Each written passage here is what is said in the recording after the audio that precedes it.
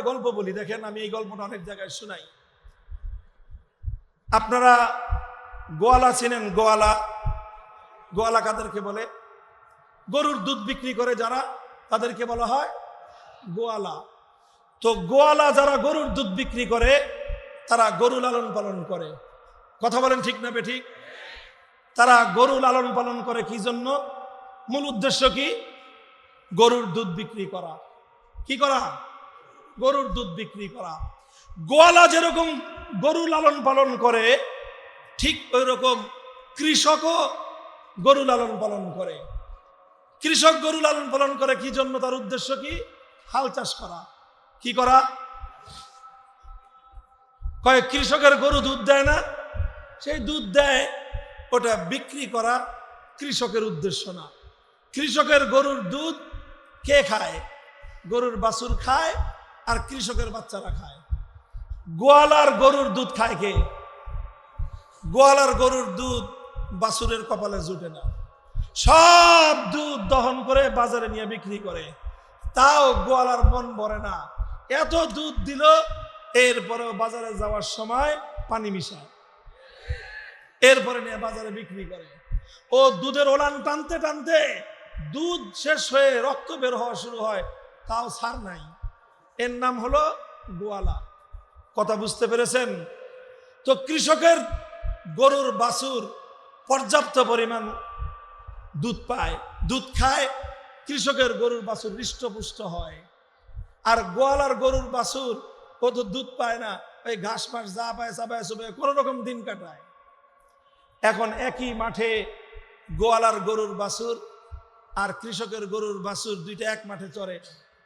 এখন কৃষকের গরুর বাছুর তো দুধ খায়, হৃষ্টপুষ্ট, লাফায়, দৌড়াদৌড়ি করে। আর গোয়ালার গরুর বাছুর না খেয়ে ওর পেট থেকে শুকায়ে, ও দৌড় দেওয়ার মতো ওর ভিতরে এনার্জি থাকে না, এই জন্য সারাদিন জিমায় বসে বসে।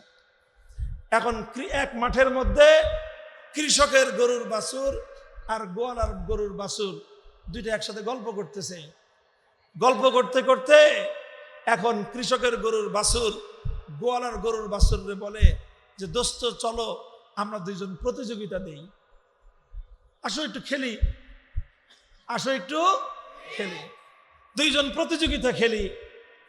গোয়ালার গরুর বাছুর কয়, হ্যাঁ চলো খেলি। কি খেলবা?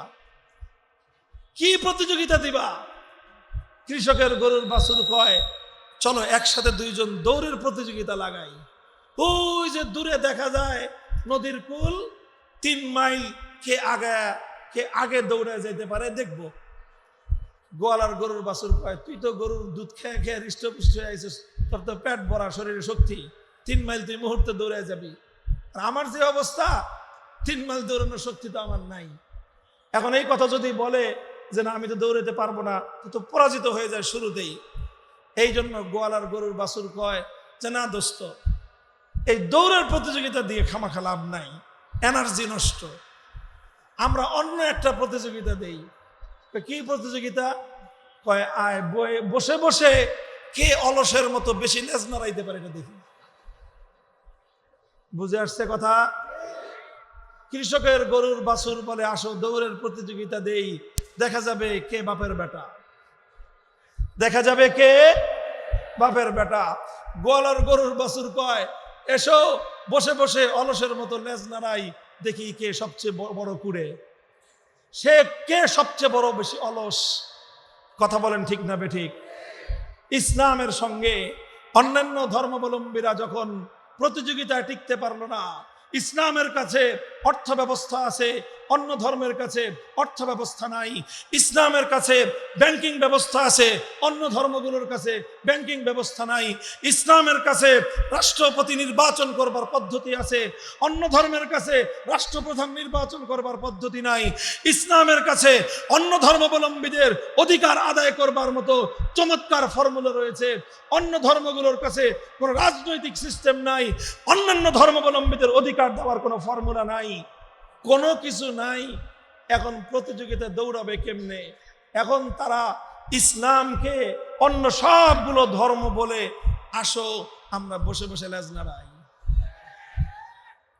আর সেই লেজ নাড়ানো প্রতিযোগিতার সিস্টেমের নামই হলো সেকুলারিজম। দিস ইজ ধর্মনিরপেক্ষতা। ধর্মনিরপেক্ষতা মানে কি? তারা একটা নতুন ফর্মুলা আবিষ্কার করলো যে রাষ্ট্রের সঙ্গে ধর্মের কোনো সম্পর্ক থাকতে পারবে না। ধর্মনিরপেক্ষ মতবাদ মানে কি?